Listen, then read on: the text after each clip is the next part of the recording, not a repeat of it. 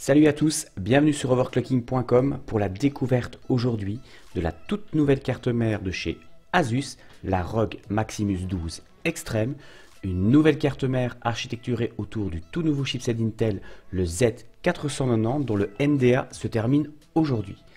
Alors, aujourd'hui on va se concentrer sur la présentation de la carte mère, de son PCB, ainsi que des différents accessoires de son bundle. Avant de s'attaquer au PCB de cette carte mère, je vous propose qu'on découvre ensemble les différents accessoires qui composent le bundle.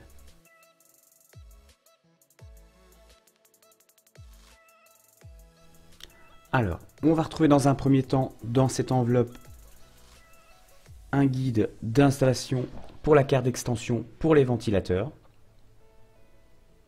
On va retrouver une planche avec toute une série de stickers, ainsi que le manuel d'installation de votre carte mère, où se trouvent les différentes informations sur les différents composants du PCB. On retrouve une petite boîte à l'intérieur de laquelle se trouve une clé USB qui contient les drivers et les logiciels nécessaires à l'installation de votre carte mère.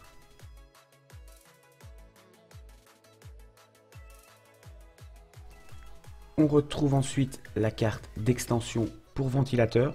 Donc celle-ci peut venir se placer au sein de votre boîtier. Elle sera reliée à votre carte mère et vous permettra de contrôler les différents ventilateurs connectés via le logiciel Asus.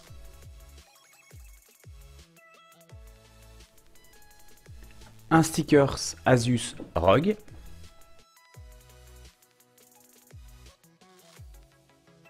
Un adaptateur de connexion rapide pour relier les boutons de votre boîtier à votre carte mère.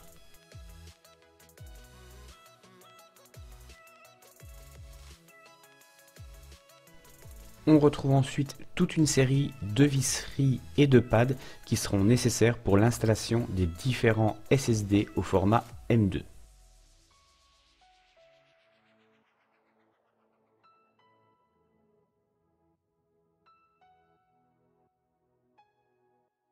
L'adaptateur vertical ROG DIMM 2, donc qui va permettre d'accueillir deux SSD de type M2 supplémentaires de part et d'autre. On peut voir qu'il est recouvert d'une armure qui va permettre la dissipation de la chaleur produite par les SSD. Celui-ci va venir s'enfourcher dans l'emplacement prévu juste à côté des emplacements mémoire.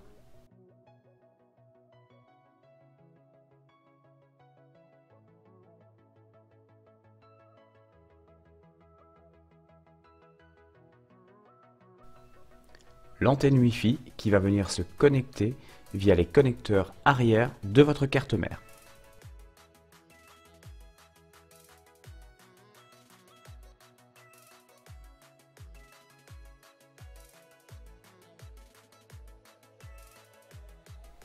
Dans cette nouvelle partie, on va retrouver une lanière style porte-clés ROG.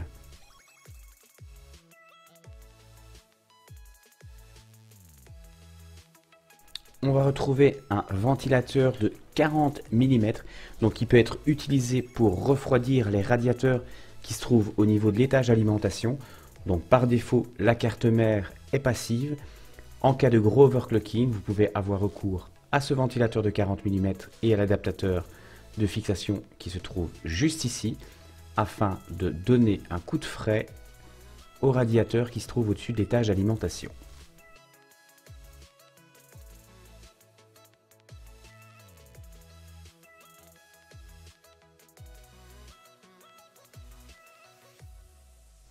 Une rallonge RGB, la carte mère dispose de connecteurs 12 volts et 5 volts pour le RGB. On retrouve une fiche d'alimentation, celle-ci va vous permettre de venir alimenter la carte d'extension des ventilateurs dont je vous parlais il y a quelques instants.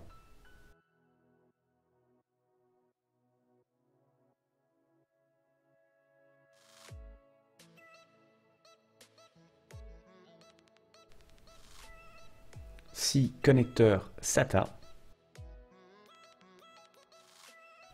une série de sondes thermiques donc que vous pouvez venir connecter directement sur votre carte mère, une allonge pour le connecteur Node,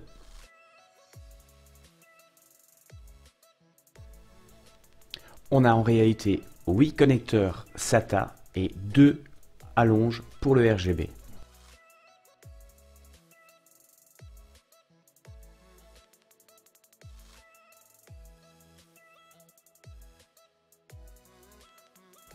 Enfin, pour terminer, un accessoire bien utile pour ceux qui, comme moi, montent et démontent leur carte mère, un tournevis ROG. Maintenant que nous avons vu le bundle en détail, on va s'intéresser au PCB de cette Asus Maximus 12 Extreme de la série Republic of Gamers. Alors on va d'abord faire un tour assez large du PCB. Donc on va retrouver dans un premier temps la zone dédiée au processeur, donc avec le nouveau socket LGA 1200. On retrouve les 4 emplacements mémoire ainsi que l'emplacement pour le support vertical SSD M2. On va retrouver le chipset, donc la partie où est localisé le chipset, les différents emplacements PCI Express. Au centre se trouve l'écran OLED de 2 pouces. On va retrouver les connectiques extérieurs et enfin à l'arrière la plaque qui va permettre de maintenir et d'assurer la rigidité du PCB ainsi que 2 pads thermiques situés au niveau de l'étage d'alimentation et qui va permettre ainsi de dissiper au mieux la chaleur.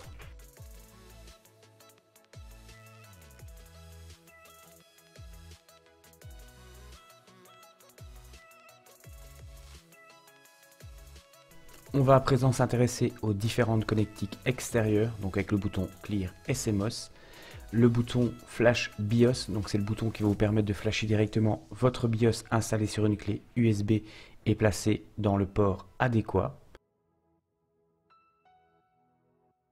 Une série de ports USB, les sorties Ethernet, les 2 connecteurs pour le Wi-Fi, ainsi que les différentes sorties audio. Je vous rappelle que dans le descriptif de la vidéo, vous pouvez retrouver l'article pour avoir en détail toutes les sorties disponibles. Observons à présent en détail la zone du processeur. Donc, le chipset Z490 accueille un nouveau socket, le socket LGA 1200, donc en remplacement du socket LGA 1151. Donc on est sur un socket qui dispose maintenant de 1200 pins, très certainement pour accueillir les 10 corps. La bonne nouvelle, c'est que l'anthrax au niveau du processeur reste identique, donc vous pourrez réutiliser votre système de refroidissement que vous utilisiez pour le socket LGA 1151 sur ce nouveau socket. On retrouve 2 radiateurs reliés par un caloduc et qui sont situés au-dessus de l'étage d'alimentation. L'étage d'alimentation est composé de 16 phases en parallèle avec des MOSFET de 90 ampères, donc on est sur quelque chose de très costaud. On va aussi retrouver les 2 connecteurs d'alimentation CPU 8 pins et le connecteur d'alimentation ATX 24 pins. Cet Asus Maximus 12 Extreme dispose de 4 emplacements mémoire DDR4. Asus annonce une compatibilité avec les kits jusqu'à 4800 MHz. Juste à côté des emplacements mémoire, on retrouve l'emplacement pour venir insérer le support vertical qui peut accueillir, je rappelle, 2 SSD au format M2. Celui-ci dispose d'une encoche afin de ne pas vous tromper lors de l'insertion dans l'emplacement prévu à son effet.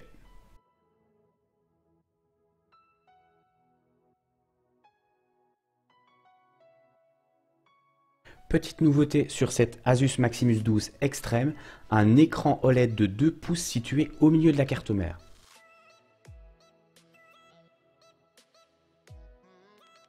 Sur les générations précédentes, l'écran LED était situé au niveau du cache, donc celui qui est placé au niveau des connectiques extérieurs. On va retrouver un rétroéclairage au niveau du cache ainsi qu'au niveau du chipset.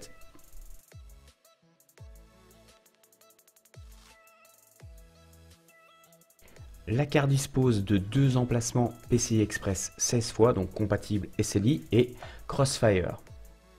Entre les 2 ports PCI Express, on va retrouver les emplacements pour 2 SSD de type M2.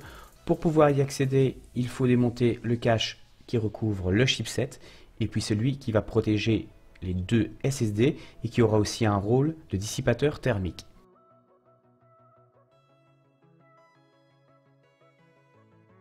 On va à présent s'intéresser aux boutons qui sont installés directement sur le PCB et qui vont nous aider à cloquer. Donc on va retrouver tout d'abord le QLED, donc qui va nous permettre de détecter l'erreur lors du boot. On a 3 boutons des RSVD qui sont utiles pour les tests sous froid. Le bouton de mise sous tension, le bouton Reset qui peut être paramétré différemment au niveau du BIOS. On va retrouver le Save Mode et le Retry Mode. On retrouve des points de lecture de tension et bien sûr le connecteur 24 pins. Et alors on va retrouver aussi à l'autre extrémité de la carte le bouton qui va permettre de switcher d'un BIOS à l'autre. La carte mère dispose donc de 2 BIOS, ce qui est une chose vraiment utile quand on veut tester de nouveaux BIOS. Comme on peut le voir, on a toute une série aussi de connecteurs fan qui se trouvent sur la tranche de la carte mère. Nous avons fait le tour de cette carte mère Asus ROG Maximus 12 Extreme. Je vous invite à cliquer sur le lien qui se trouve dans le descriptif de la vidéo pour aller jeter un œil à l'article. Et moi je vous donne rendez-vous d'ici quelques semaines pour découvrir les tests complets, donc les tests avec les performances de cette carte mère associée au nouveau processeur de la gamme Intel. Si vous avez aimé cette vidéo, je vous invite à nous laisser un pouce vers le haut, à vous abonner à notre chaîne et on se retrouve très bientôt sur notre site internet ou sur notre Discord. À bientôt.